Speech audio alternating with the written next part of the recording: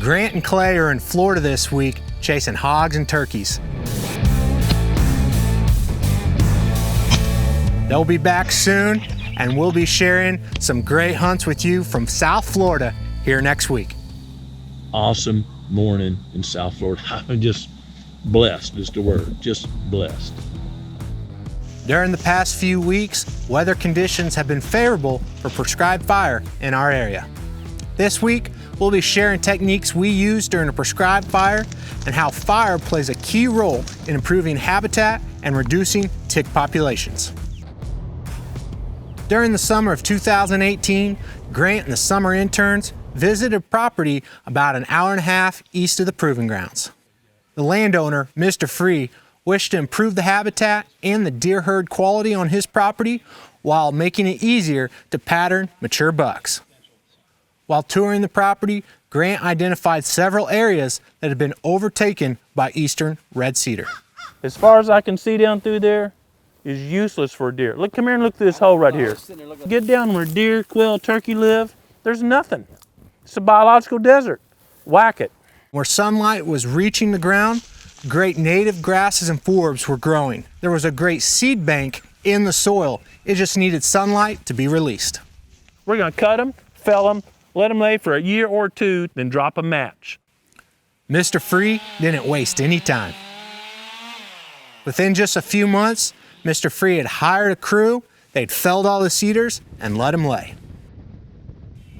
When converting areas of cedar to native habitat, it's best to allow them to lay on the ground for about 2 years, depending on the conditions, to allow them to dry before you burn.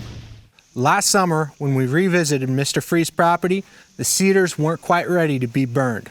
However, there were already a lot of native grasses and forbs growing up because more sunlight was reaching the ground. Waiting until the leaves and limbs are dry ensures a better consumption of the entire cedar skeleton during a fire.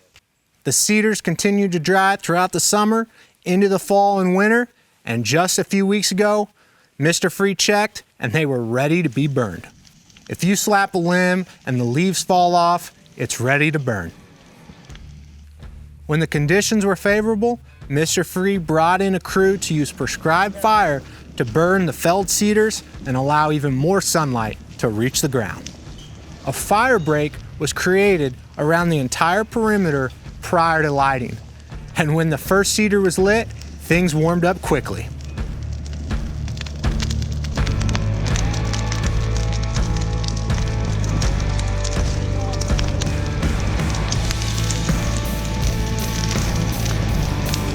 Growing Deer is brought to you by Bass Pro Shops and Cabela's. Also by Reconics, Eagle Seed, Winchester, Lacrosse Footwear, Morel Targets, Hoyman, Hooks Custom Calls, Summit Tree Stands, RTP Outdoors, Yamaha, Fourth Arrow, Onyx Hunt, Scorpion Venom Archery, Bloodsport Arrows, Code Blue, D-Code, G5 Broadheads, Prime Bows, and Redneck Hunting Blinds.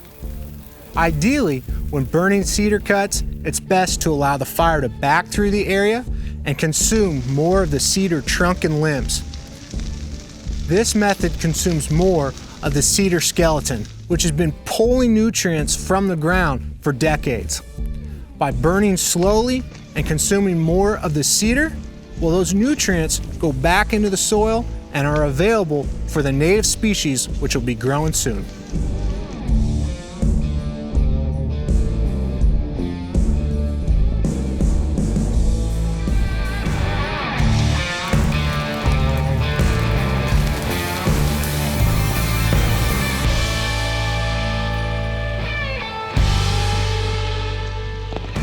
It's impressive to see how much sunlight is now reaching the ground in this area.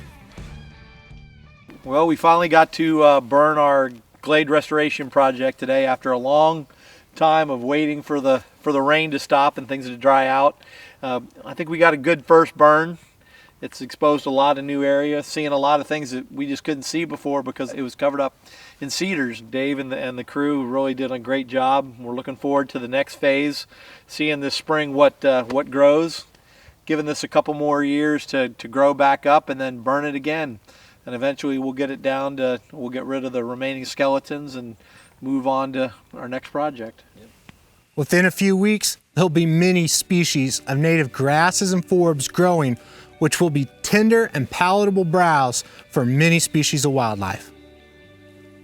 Mr. Free will continue to use prescribed fire on his property to promote diversity and to keep cedars from reestablishing that area. Burning during the dormant season before spring greenup tends to favor more native grasses to grow. Burning during the growing season or the late summer tends to promote more forbs. By rotating between dormant and growing season fires, the habitat is able to have a mixture of native grasses and forbs. This type of habitat is extremely productive for wildlife. Historically, fire would move through the landscape when there were adequate fuel loads to carry and the conditions were favorable for fire. This created very productive and diverse habitat. As wildfires have been controlled in many areas, habitat types have changed dramatically, but there have also been other impacts.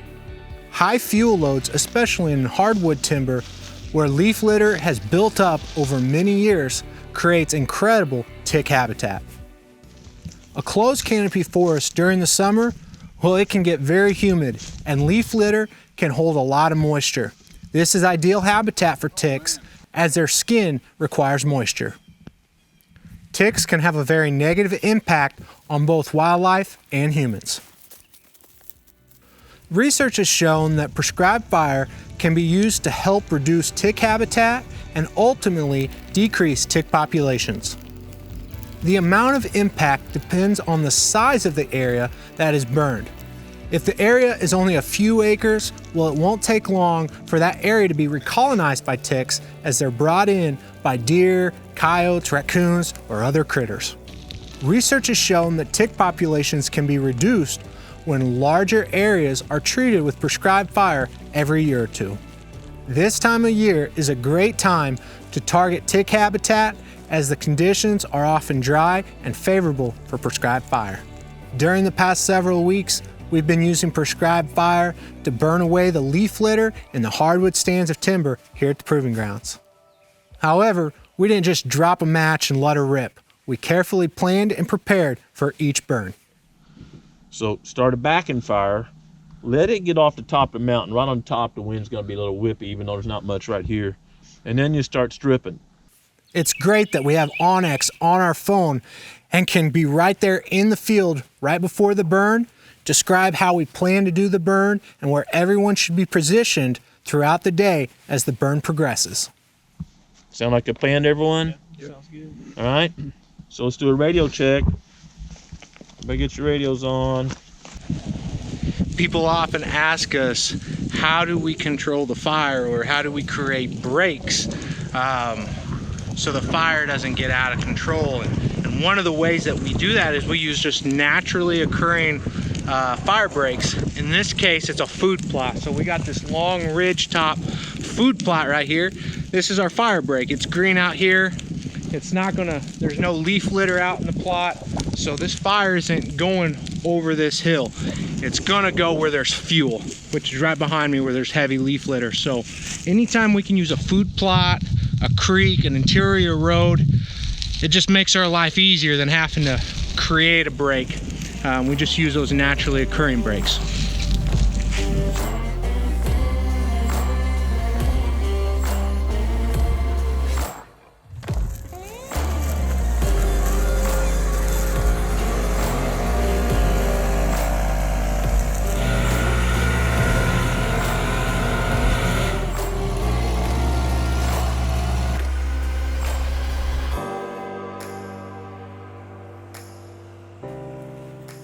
When burning in the hardwoods with the goal of reducing tick habitat, we don't want to send an intense head fire through the area and risk damaging or killing trees. To accomplish this, we start lighting at the fire break at the highest point in the burn unit. We let that fire back down, and then we use a series of strip fires to complete the rest of the burn. By using a drip torch, you can light parallel to the backing fire only a few yards away, and strip out the timber much faster than if you just allowed the backing fire to back all the way through the burn unit. This method allows you to save time while still having a low intensity fire. We also blew the fuel away from the bases of large white oaks in the units we were burning. On the fire today, we have several large white oaks in this stand of timber, and we want to protect those white oaks. White oaks have a thinner bark. The heat can get around those trees and girdle them very easily, so we want to keep a low intensity fire around those trees so they don't get too hot and are terminated. So on this white oak here, what we've done is we actually went around and we blew the fuel out from the base of it with a backpack blower. And as I'm walking through the timber, lighting and stripping the fire, what I'm doing is I'm lighting right along top the high side of this tree and other trees. And what that does is that allows that fire to back down at a very low intensity around that tree. If I lit at the base of that tree, I'd send a head fire up through, and that heat would come up around that tree and could damage it, or come up the backside chimney and cat face that tree. So by lighting on top and letting that fire just back down, I'm saving that tree so we can hunt it later when acorns are dropping, and I keep on going. I'm okay with lighting a little head fire here because I have black up above me and just smaller saplings in between, so it's okay if I get a warmer fire coming up through here. I want to actually set back these saplings, so when I see these gaps or places where I can set a little head fire through and get it a little hotter and do some work, I'm going to do that, but always watching out for these large mature trees.